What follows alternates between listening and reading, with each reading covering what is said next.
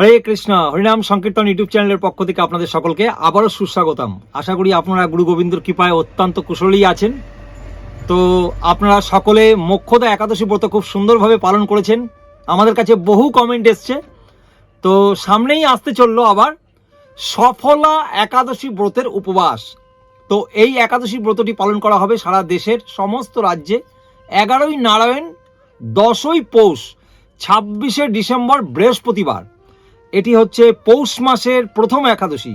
আপনারা সকলে জানেন যে প্রতিটা মাসে দুটো একাদশী হয়, একটি হচ্ছে কৃষ্ণপক্ষের একাদশী আর একটা হচ্ছে শুক্লা পক্ষের একাদশী। তো পৌষ মাসের একাদশী প্রথম শুরু হচ্ছে, এটি হচ্ছে কৃষ্ণপক্ষের একাদশী, সফলা একাদশী ব্রত।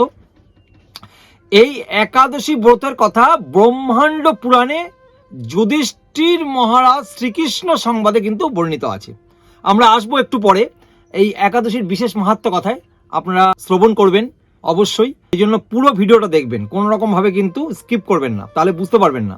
আপনারা সকলেই জানেন যে প্রতিটা একাদশী ব্রত হচ্ছে ভগবান শ্রীকৃষ্ণের অত্যন্ত প্রিয়। একাদশী তিথি মানে হচ্ছে মাধব তিথি। একাদশীতে আমরা যে উপবাস করি, উপবাস মানে শুধু দিন ও দিবারাত্রি যে না খেয়ে থাকা সেটাই শুধু নয়। উপবাস কথার অর্থ হচ্ছে উপ মানে হচ্ছে নিকটে, আর বাস মানে অবস্থান করা বা বসবাস করা, অর্থাৎ ভগবান রাধা মাধবের সান্নিধ্যে বসবাস করা। অর্থাৎ প্রতিটা একাদশী ব্রত আমরা যখন পালন করব তো ভগবানের অনেকটাই কাছে আমরা বাস করবার সুযোগ লাভ করব। সেই জন্য আমাদের প্রতিটা একাদশী ব্রত পালন করা উচিত। সমস্ত শাস্ত্রে প্রতিটা একাদশী ব্রত পালন করবার জন্য বিশেষ গুরুত্ব আরোপ করা হয়েছে। এই যে নববিধা ভক্তি আছে না, শ্রবণম, কীর্তনম, অর্চনম, বন্দনম, দাস্য, সখ্য, পাদসেবন, আত্মনিবেদন, এই যে নববিধা ভক্তির পরেই শাস্ত্রে উল্লেখ আছে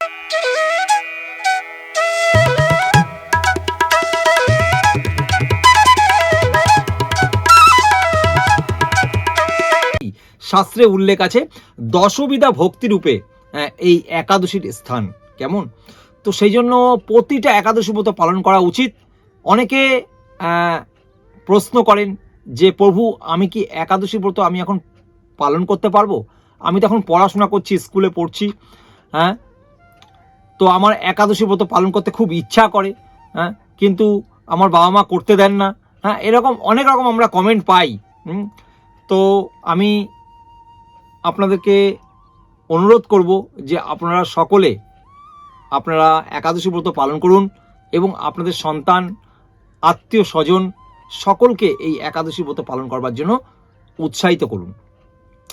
একাদশী পালন করার কথা অনেকে ভাবেন যে পিতা মারা গেছে, একটি বছর একাদশী ব্রত করতে হবে, এই একাদশীগুলো পালন করতে হবে, বা মাতা মারা গেছে একটা বছর আমাদেরকে একাদশী ব্রত পালন করতে হবে।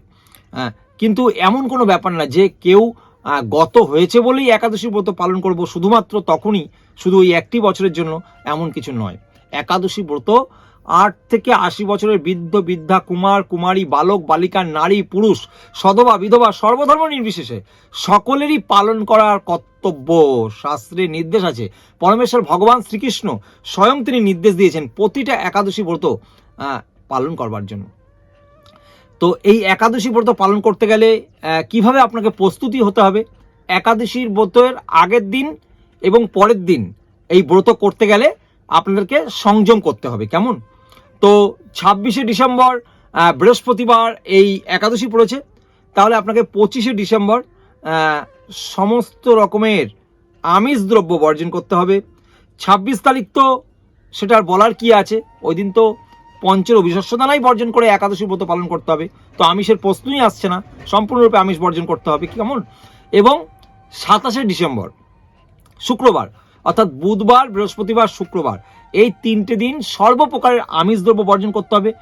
নেশা, সমস্ত প্রকারের নেশা দ্রব্য বর্জন করতে হবে। অবৈধ নারী পুরুষ সঙ্গ, জুয়া পাশা তাস খেলা, এই সমস্ত পাপ কাজ থেকে নিজেকে সংযত রাখতে হবে। আর মনে রাখবেন 25শে ডিসেম্বর বড়দিন, কেক খান আপনারা, তো চেষ্টা করবেন ভেজ কেক খাওয়ার, ঠিক আছে? কেননা নর্মাল কেকে কি হয়, ডিম দেওয়া থাকে। আপনি যদি কেক খান 25শে ডিসেম্বর, ডিম দেওয়া কেক খান, তাহলে 26শে ডিসেম্বর আপনি ব্রত করতে পারবেন না, কারণ আপনার ব্রত কিন্তু ভঙ্গ হয়ে যাবে। কেননা আপনাকে সংযম করতে হবে, সংযম হতে হবে।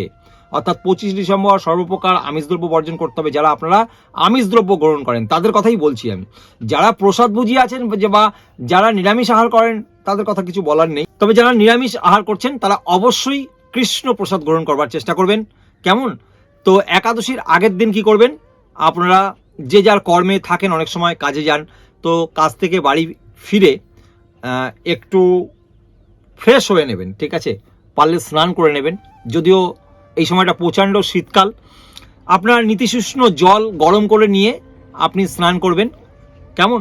স্নান করে শুদ্ধ বস্ত্র পরিধান করে ভগবানের শ্রী চরণ কমলের মধ্যে, আপনার বাড়িতে যদি রাধা কৃষ্ণের বিগ্রহ থাকে, রাধা গোবিন্দর বিগ্রহ থাকে, রাধা মাধবের বিগ্রহ থাকে, অথবা গৌর নিতায়ের যদি বিগ্রহ থাকে, বা যদি বিগ্রহ না থাকে, যদি আপনার চিত্রপট থাকে, যাই থাকুক চিত্রপট, জগন্নাথ বলদেব সুভদ্রা মহারানীর হোক, যাই চিত্রপট থাকুক, বিষ্ণু তত্ত্ব, কৃষ্ণের চরণে আপনি তুলসী পত্রের মধ্যে চন্দন লেপন করবেন। লেপন করে তুলসী পত্র ভগবানের শ্রী চরণ কমলের মধ্যে, চরণ যুগলের মধ্যে তুলসী পত্র নিবেদন করবেন এবং সুন্দর সুন্দর সুগন্ধি পুষ্প নিবেদন করবেন এবং ভগবানকে বলবেন যে ভগবান, আগামীকাল আপনার সফলা একাদশী ব্রত আমি পালন করতে যাচ্ছি, তাই কৃপা করে আমার প্রতি কৃপা বর্ষণ করুন, যাতে আমি শারীরিকভাবে এবং মানসিকভাবে আপনার এই সফলা একাদশী ব্রত অত্যন্ত গুরুত্ব, ভক্তি এবং নিষ্ঠা সহকারে আমি পালন করতে পারি। সেই জন্য ভগবানের কাছে কৃপা ভিক্ষা মাগবেন। হ্যাঁ, এবং একটি সংকল্প মন্ত্র আছে, সেটা হচ্ছে একাদশং নিরাহার স্থিতা অহম অপরিহহনি ভক্ষামি পুণ্ডরিকাক্ষ শরণং মে ভাবা অচ্যুত। স্ক্রিনে দিয়ে দিয়েছি, দেখুন। এই মন্ত্রটি আপনারা অবশ্যই সংকল্প করবার সময় বলবেন। কেমন? কেউ কেউ স্ক্রিনশট মেরে নিতে পারেন মোবাইলে আপনি, অথবা আপনি আপনার একটি ডায়েরিতে বা নোটেশন করে রাখতে পারেন খাতায়, কারণ এটা প্রতিটা একাদশীর ব্রততেই সংকল্প সময় সংকল্প মন্ত্রটি বলতে হবে। দেখবেন একটা সময় মুখস্থ হয়ে যাবে। কেমন? সংকল্প করবেন। সংকল্প করবার পরে এই দিন একটু তাড়াতাড়ি রাতের খাবার চেষ্টা করবেন 10:30 মধ্যে ম্যাক্সিমাম টু ম্যাক্সিমাম খেয়ে নেওয়ার, খুব বেশি হলে 11টার মধ্যে রাতের খাবার খেয়ে নেবেন। খেয়ে কিন্তু দাঁতটা ভালো করে মাজবেন, কারণ দাঁতের মধ্যে যদি এই আগের দিনের যে পঞ্চরবি শস্য দানা যেগুলো খেয়েছেন, যেটা একাদশীতে খাওয়া যায় না, দাঁতে যদি লেগে থাকে তাহলে একাদশী ভঙ্গ হয়ে যাওয়ার সম্ভাবনা থাকে। সেই জন্য আপনার ভালো করে দাঁত মেজে শয়নে চলে যাবেন। পরের দিন ব্রাহ্ম মুহূর্তে ঘুম থেকে উঠবেন, সকালবেলায় সূর্য উদয়ের পূর্বে 1 ঘন্টা 36 মিনিট সূর্য উদয়ের পূর্ব থেকে ব্রাহ্ম মুহূর্ত শুরু হয়। সেই ব্রাহ্ম মুহূর্তে ঘুম থেকে উঠে আপনি প্রাতক্রিয়া স্নানাদি করবেন। আপনি স্নানটি গঙ্গা যদি থাকে আপনার নিকটবর্তী স্থানে, তাহলে গঙ্গায় স্নান করবেন, খুব ভালো। গঙ্গায় স্নান করা একাদশীর দিন অত্যন্ত ফলপ্রদ। যদি না থাকে কি করবেন? আপনার বাড়ির সামনে যদি কোনো পুষ্করিণী, নদী, জলাশয় থাকে সেখানে স্নান করবেন। আর যদি তাও না থাকে তাহলে আর কি করবেন? তাহলে নিজেও যে স্নানাগারটি যেখানে রোজ স্নান করছেন সেই স্নানাগারে জলকে হাতে করে নিয়ে 3 বার গঙ্গা গঙ্গা বলে মা গঙ্গাকে স্মরণ করে আপনি স্নান করবেন। সেটা মানসিকভাবে গঙ্গা স্নানের সমান হবে। কেমন? এইভাবে স্নান করবার পরে শুদ্ধ বস্ত্র পরিধান করবেন। শুদ্ধ বস্ত্র, পরিষ্কার পরিচ্ছন্ন, নোংরা কোনো রকম ভাবে পরবেন না। শুদ্ধ বস্ত্র পরিধান করবেন। পরিধান করে আপনি আচমন করবেন।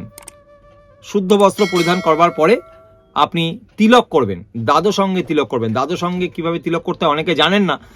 যারা জানেন না অবশ্যই আমার এই চ্যানেলের ডেসক্রিপশন বক্সে লিঙ্ক দেওয়া থাকবে, আপনি অবশ্যই দেখে নেবেন দ্বাদশ অঙ্গে কিভাবে হরি মন্দির স্থাপন করতে হয়, অর্থাৎ তিলক ধারণ করতে হয়। তিলক ধারণ করার পরে অবশ্যই আচমন করবেন। কেমন? করবার পরে আপনি মঙ্গল আরতি করবেন, আপনার গুরুদেবের উদ্দেশ্যে, প্রভুপাদের উদ্দেশ্যে মঙ্গল আরতি করবেন, শ্রী শ্রী রাধা মাধবের উদ্দেশ্যে মঙ্গল আরতি করবেন।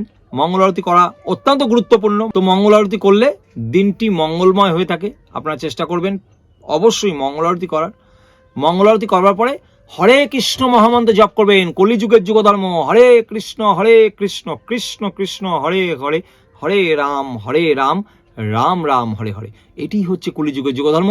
এই হরে কৃষ্ণ মহামন্ত্র বেশি বেশি করে মালার দ্বারা জপ করবেন। কিভাবে মালার দ্বারা হরে কৃষ্ণ মহামন্ত্র জপ করতে হয় যদি আপনারা না জানেন, তাহলে অবশ্যই এই চ্যানেলের ডেসক্রিপশন বক্সে লিঙ্ক দেওয়া থাকবে। আমাদের এই চ্যানেলে ভিডিও আছে, আপনি দেখে নেবেন কৃপাপূর্বক কি করে হরে কৃষ্ণ মহামন্ত্র মালার দ্বারা চ্যান্টিং করতে হয়। কেমন? তো এইভাবে হরে কৃষ্ণ মহামন্ত্র জপ করবেন।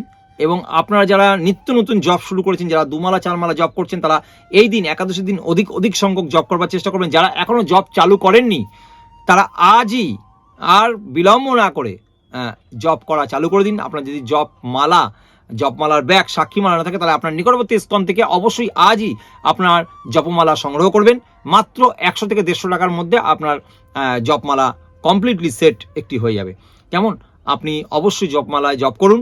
অবশ্যই আপনি আদার্স কাঠের মালায় জপ করবেন, বেল কাঠ বা আদার্স কাঠের, তুলসী মালায় জপ করবেন না। আপনার দীক্ষার সময় আপনার গুরুদেব আপনাকে সেই তুলসী মালা প্রদান করবে। কেমন? তো বেশি বেশি সংখ্যক জপ করবেন। জপ করবার পরে আপনার যা কর্ম থাকে, কাজকর্ম সেভাবে করবেন। আর আপনার যদি নিকটবর্তী ইসকন মন্দির থাকে, তাহলে আপনি সেখানে যদি সময় পান, আপনি সেখানে অতিবাহিত করতে পারেন সময়। সাধুগুরু বৈষ্ণবের সঙ্গ করতে পারেন। ওখানে একাদশীর মাহাত্ম্য পাঠ করা হয়, সেখানে আপনি শ্রবণ করতে পারেন। কেমন? অনুকল্প প্রসাদ হয়, আপনি যদি চান তাহলে অনুকল্প প্রসাদ আপনি সেই দিন পেতে পারেন। অনেকে প্রশ্ন করেন একাদশীতে খাবো কি? খাওয়ার একটা বড় প্রবলেম। একাদশীর দিন একাদশী করতে ভালো লাগে, কিন্তু খিদে পায়, কি কি খাবো, খাওয়ার একটা প্রচণ্ড প্রবলেম। এই উদ্দেশ্যে আমি বলতে চাই যে একাদশীতে না খাওয়াই হচ্ছে শ্রেয়। যদি সমর্থ ব্যক্তি হন, তাহলে যদি পারেন নির্জলা করতে পারলে একাদশী ব্রতের 100% ফল আপনি পাবেন। নির্জলা একাদশী ব্রত পালন করে একাদশীর দিন উপবাস পুরো সম্পূর্ণরূপে ফাস্টিং করে রাত্রি জাগরণ করে পরের দিন প্রাতঃ স্নান করে মঙ্গল আরতি করে সঠিক সময়, নির্ধারিত সময়ের মধ্যে পঞ্চবিংশ দানা কৃষ্ণ প্রসাদ গ্রহণ করে পালন করতে পারলেই তবে একাদশীর 100% ফল হবে। কেমন?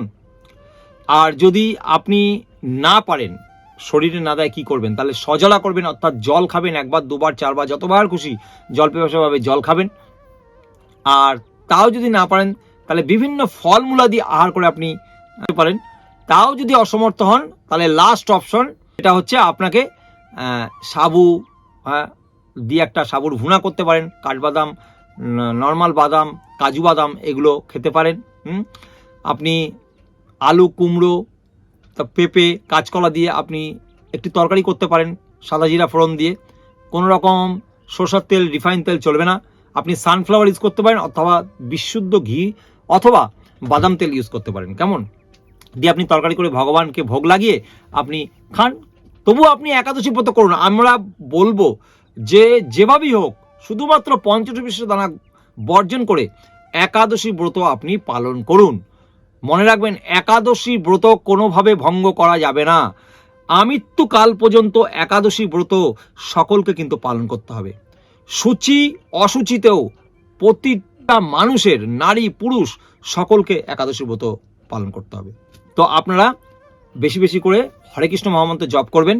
আর ইসকনের ভক্তরা তো জানেনই, এভরিডে 16 মালা কমপক্ষে হরে কৃষ্ণ মহামন্ত্র জপ করছেন। শিল প্রভুপাদ নির্দেশ দিয়েছেন একাদশী দিন অন্তত কমপক্ষে 25 মালা জপ করবার জন্য। তো আপনারা চেষ্টা করবেন অন্তত মিনিমাম 25 মালা জপ করবার। কেমন? আমি নিজেও 25 মালা জপ করব কমপক্ষে। তো আপনারাও মিনিমাম 25 মালা জপ করবেন, কেননা কলিযুগের যুগধর্ম হচ্ছে হরে কৃষ্ণ মহামন্ত্র। আমাদের এই জপটাই আমাদের শক্তি। কৃষ্ণ নাম, এই ভগবানের এই নাম করবার মাধ্যমেই ভগবান প্রসন্ন হবেন। আর আমরা তো অপরাধযুক্ত নাম করছি না, আমাদের বিভিন্ন রকম নাম করতে গেলে অপরাধ হয়। তো সেই জন্য যত বেশি আমরা নাম করতে থাকবো, করতে করতে করতে করতে একটা সময় আমাদের ধীরে ধীরে শুদ্ধ স্তরের নামে আমরা করতে সক্ষম হব। কেমন? সেই জন্য আপনারা এই কলিযুগের যুগধর্ম হরে কৃষ্ণ মহামন্ত্র বেশি বেশি করে জপ করবেন। গ্রন্থ পড়বেন, অবশ্যই ভগবদ্গীতা যথাযথ অন্তত একটি অধ্যায় পড়বার চেষ্টা করবেন। ভক্তিযোগ, না হলে কর্মযোগ, জ্ঞান যোগ, বিষাদ যোগ, মোক্ষ যোগ, যে কোনো একটি অধ্যায়ের অন্তত প্রতিটা শ্লোক, একটা অধ্যায়ের প্রতিটা শ্লোক পড়বার চেষ্টা করবেন। না পারলে কি করবেন? না পারলে 1, 2, 4টে শ্লোক পড়বেন, তার অনুবাদ, তাৎপর্য পড়বার চেষ্টা করবেন। এছাড়া লীলা পুরুষোত্তম শ্রীকৃষ্ণ বলে একটি গ্রন্থ আছে, খুব সুন্দর গ্রন্থ। ভগবান শ্রীকৃষ্ণের 90টি অধ্যায় আছে, বাল্যলীলা থেকে শুরু করে। খুব সুন্দর গ্রন্থ, শিল প্রভুপাদের লেখা। আপনি অবশ্যই এই গ্রন্থটি না থাকে আপনার কাছে, তাহলে অবশ্যই কালেক্ট করে নেবেন আজই নিকটবর্তী ইস্কন মন্দির থেকে। লীলা পুরুষোত্তম শ্রীকৃষ্ণ গ্রন্থ। কেমন? তো এইভাবে আপনি গ্রন্থ পড়ুন, সাধুগুরু বৈষ্ণবের সঙ্গ করুন, এইভাবে আপনি একাদশী ব্রত পালন করুন। তবে এই দিন অনেক কিছু জিনিস নিষেধ আছে। যেমন প্রথমেই আমরা বললাম যে পঞ্চরবি শস্য দানা কিন্তু গ্রহণ করা যাবে না। পঞ্চরবি শস্য দানা কি কি হয়? ধান দিয়ে, জব দিয়ে, গম দিয়ে, যা যা হয়, তেল জাতীয়, ডাল জাতীয় যা যা হয়, ডিটেল লিস্ট দিয়ে দিয়েছি দেখুন স্ক্রিনের মধ্যে। এই পঞ্চরবি শস্য দানা বর্জন করে কিন্তু অবশ্যই একাদশী ব্রত পালন করবেন। এছাড়া নখ কাটা, চুল কাটা, দাড়ি কাটা, কোনো রকম ক্ষৌরকর্ম করা যাবে না। সাবান, তৈল মর্দন করা যাবে না, প্রসাধনী দ্রব্য ইউজ করা যাবে না। এই সব বিষয়ে সময়টাকে না অপচয় করে ভগবান কৃষ্ণের সেবায় নিজের সময়টাকে ইউটিলাইজ করাই হচ্ছে শ্রেয়। কেমন? এইভাবে আপনি দিনটিকে অতিবাহিত করবেন। কোনো রকম প্রজল্প, মিথ্যা ভাষণ, জল্পনা, ক্রোধ, মৈথুন ক্রিয়া, এই সমস্ত কর্ম কিন্তু এই দিন ভুলেও করবেন না একাদশীর দিন। এইগুলো করলে কিন্তু আপনার একাদশীর ফল কিন্তু ক্ষীণ হয়ে যাবে। কেমন? তো এইভাবে আপনারা দিনটিকে অতিবাহিত করবেন। আর একাদশীর দিন অবশ্যই একাদশীর মাহাত্ম্য কথা আপনি পাঠ অথবা শ্রবণ করবেন। কেমন? তাহলেই পূর্ণ ফল লাভ করবেন। তো আমরা এখন আসবো এই ভিডিওর মূল আকর্ষণ, সেটা হচ্ছে এই সফলা একাদশী ব্রতের, অর্থাৎ এই পৌষ মাসের কৃষ্ণপক্ষের সফলা একাদশীর ব্রতের বিশেষ মাহাত্ম্য কথায় আমরা শ্রবণ করব। আপনারাও মন দিয়ে শ্রবণ করুন। তো পৌষ মাসের কৃষ্ণপক্ষের একাদশীর নাম সফলা। ব্রহ্মাণ্ড পুরাণে যুধিষ্ঠির শ্রীকৃষ্ণ সংবাদে এই তিথির মাহাত্ম্য বিশেষভাবে বর্ণনা করা হয়েছে। তো যুধিষ্ঠির মহারাজ বললেন, হে প্রভু, পৌষ মাসের কৃষ্ণপক্ষের একাদশীর নাম, বিধি এবং পূজ্য দেবতা বিষয়ে আমার কৌতূহল নিবারণ করুন। ভগবান শ্রীকৃষ্ণ বললেন, হে রাজন, আপনার প্রতি স্নেহবশত হয়েই সেই ব্রতর বিষয় আমি বলছি। এই ব্রত আমাকে যেরকম সন্তুষ্ট করে, বহু দান দক্ষিণাযুক্ত যজ্ঞাদি দ্বারাও আমি সেই রকম ভাবে সন্তুষ্ট হই না। তাই যত্ন সহকারে এই ব্রত পালন করা অবশ্যই কর্তব্য। পৌষ মাসের কৃষ্ণপক্ষে একাদশীর নাম সফলা। নাগদের মধ্যে যেমন শেষনাগ, পক্ষীদের মধ্যে যেমন গরুড়, মানুষের মধ্যে ব্রাহ্মণ এবং দেবতাদের মধ্যে নারায়ণ সর্বশ্রেষ্ঠ, তেমনি সকল ব্রতের মধ্যে একাদশী ব্রত সর্বশ্রেষ্ঠ। বুঝলেন ভক্তগণ? আমরা পূর্বেই বলেছিলাম যে সমস্ত প্রকার ব্রতের মধ্যে একাদশী ব্রত হচ্ছে সর্বশ্রেষ্ঠ ব্রত। হে মহারাজ, যারা এই ব্রত পালন করেন তারা আমার অত্যন্ত প্রিয়। তাদের এ জগতে ধন লাভ ও পরজগতে মুক্তি লাভ হয়। হাজার হাজার বছরের তপস্যায় যে ফল লাভ হয় না, একমাত্র সফলা একাদশীতে রাত্রি জাগরণের ফলে তা অনায়াসে প্রাপ্ত হওয়া যায়। মহিষ্মিত নামে এক রাজা প্রসিদ্ধ চম্পাবতী নগরে বাস করতেন। রাজার 4 জন পুত্র ছিল, কিন্তু তার জ্যেষ্ঠ পুত্র লুম্ভক সর্বদা পরস্ত্রী গমন, মদ্যপান প্রভৃতি অসৎ কাজে রত ছিল। সে সর্বক্ষণ ব্রাহ্মণ, বৈষ্ণব ও দেবতাদের নিন্দা করতেন। পুত্রের এই আচরণে ক্রুদ্ধ হয়ে রাজা তাকে রাজ্য থেকে বের করে দিলেন। স্ত্রী, পুত্র, পিতামাতা, আত্মীয় স্বজন সবাইকে পরিত্যাগ করে সে গভীর বনে প্রবেশ করলো। সেখানে কখনো জীব হত্যা, আবার কখনো সে চুরি করে জীবন ধারণ করতে লাগলো। কিছুদিন পরে একদিন সে নগরে প্রহরীদের কাছে ধরা পড়ল, কিন্তু রাজপুত্র বলে সেই অপরাধ তারা ক্ষমা করে দিল এবং তাকে ছেড়ে দিল। পুনরায় আবার সে বনে গিয়ে জীব হত্যা ও ফলমূল আহার করে দিন যাপন করতে লাগলো। এইভাবে বহু বছর কেটে গেল। ওই বনে বহু বছরের পুরনো একটি বিশাল অশক্ত বৃক্ষ ছিল। সেখানে ভগবান শ্রী বাসুদেব বিরাজমান বলে সেই বৃক্ষটি দেবত্ব প্রাপ্ত হয়েছিল। সেই বৃক্ষতলে পাপবুদ্ধি লুম্ভক বাস করত। বহুদিন পর তার পূর্বজন্মের কোনো পুণ্য ফলে সে পৌষ মাসের দশমীর দিনে কেবল ফল আহারের দিন অতিবাহিত করল। কিন্তু রাত্রিরে অসহ্য শীতের প্রকোপে সে মৃতপ্রায় হয়ে রাত্রি যাপন করল। পরদিন সূর্য উদয় হলেও সে অচেতন হয়েই পড়ে রইল। দুপুরের দিকে তার চেতনা ফিরল। ক্ষুধায় নিবারণের জন্য সে অতি কষ্টে কিছু ফল সংগ্রহ করলো। এরপর সেই বৃক্ষতলে এসে পুনরায় বিশ্রাম করতে থাকলো। রাত্রিরে খাদ্য হবে সে ক্রমশ দুর্বল হয়ে পড়ল। সে প্রাণ রক্ষার্থে ঈশ্বরের উদ্দেশ্যে ফলগুলি নিয়ে, হে ভগবান, আমার কি গতি হবে বলে অশ্রুপাত করতে করতে সেই বৃক্ষমূলে, হে লক্ষ্মীপতি নারায়ণ, আপনি প্রসন্ন হন বলে নিবেদন করলো। এইভাবে সে অনাহারে অনিদ্রায় রাত্রি যাপন করলো। ভগবান নারায়ণ সেই পাপী লুম্ভকের রাত্রি জাগরণকে একাদশী জাগরণ এবং ফল অর্পণকে পূজা বলে গ্রহণ করলেন। এইভাবে অজ্ঞাত সারে, দেখুন ইনি কিন্তু এই লুম্ভক কিন্তু কোনো একাদশী ব্রত পালন করেননি, কিন্তু অজ্ঞাতসারে তার এই একাদশী ব্রত পালন হয়ে গেল।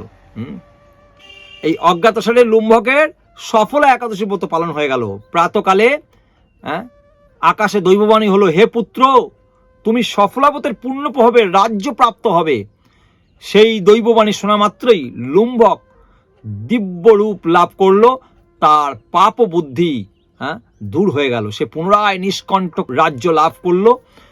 স্ত্রী পুত্র সহকারে কিছুকাল রাজ্যসুখ ভোগের পরে পুত্রের উপরে রাজ্যের ভার দিয়ে সে সন্ন্যাস আশ্রম গ্রহণ করলো। অবশেষে মৃত্যুকালে সে অশোক অভয় ভগবানের কাছে ফিরে গেল।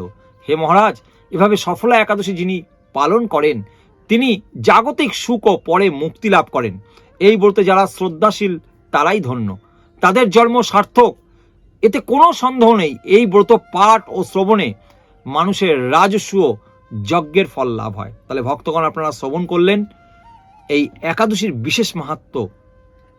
এই সফলা একাদশী ব্রত পালন করলে রাজস্ব যজ্ঞের ফল লাভ হয়। আপনারা অবশ্যই একাদশীর পরের দিন, দ্বাদশীর দিন আপনাদের নির্ধারিত সময়ের মধ্যে, ভিডিওর লাস্টে পালনের সময়সূচি দেওয়া থাকবে, সেই নির্ধারিত সময়ের মধ্যে পঞ্চরূপ দানা কৃষ্ণ প্রসাদ গ্রহণ করে অবশ্যই পালন করবেন। পালনের একটি মন্ত্র আছে, সেই মন্ত্রটি আপনারা বলবেন, সেটা হচ্ছে অজ্ঞান তিমিরান্ধস্য ব্রতে নানেন কেশব প্রসিদ্ধ সুমুখনাথ জ্ঞানদৃষ্টি প্রদভব। আপনারা সকলে এই একাদশী ব্রত পালন করুন এবং অন্যকে পালন করবার জন্য উৎসাহিত করুন। আজকের ভিডিওতে আলোচনার বিষয় এটাই ছিল। দেখা হবে খুব তাড়াতাড়ি একটি সুন্দর শিক্ষামূলক শাস্ত্র সিদ্ধান্ত অনুযায়ী ভিডিও। ততক্ষণ আপনারা সুস্থ থাকবেন, ভালো থাকবেন। আর হ্যাঁ, আপনারা যারা দীর্ঘদিন ধরে এই চ্যানেলটি দেখছেন, এখনও পর্যন্ত চ্যানেলটিকে কোনোভাবে সাবস্ক্রাইব করে হয়ে ওঠানি, অবশ্যই চ্যানেলটিকে সাবস্ক্রাইব করে নোটিফিকেশন বেল আইকনটিকে অল করে দেবেন। আর যারা প্রথমবার আমাদের এই আজকের ভিডিওটি দেখলেন, অবশ্যই আমাদের চ্যানেলটিকে সাবস্ক্রাইব করে নোটিফিকেশন বেল আইকনটিকে অল করে দেবেন, দিয়ে আমাদের সঙ্গে থাকবেন। আপনারা ভালো থাকবেন, সুস্থ থাকবেন, সদা কৃষ্ণ ভাবনাম হয়ে থাকবেন। ভিডিওটি বেশি বেশি করে শেয়ার করে দেবেন জগতের মানুষের মঙ্গলের জন্য, সকলকে একাদশী ব্রত পালন করবার জন্য। কেমন? আপনারা ভালো থাকবেন, সুস্থ থাকবেন, সদা কৃষ্ণ ভাবনা হয়ে থাকবেন। জগৎগুরু শিল প্রভুপাদ কি জয়। নিতাই গৌর সীতানাথ প্রেমানন্দের হরি হরি বল।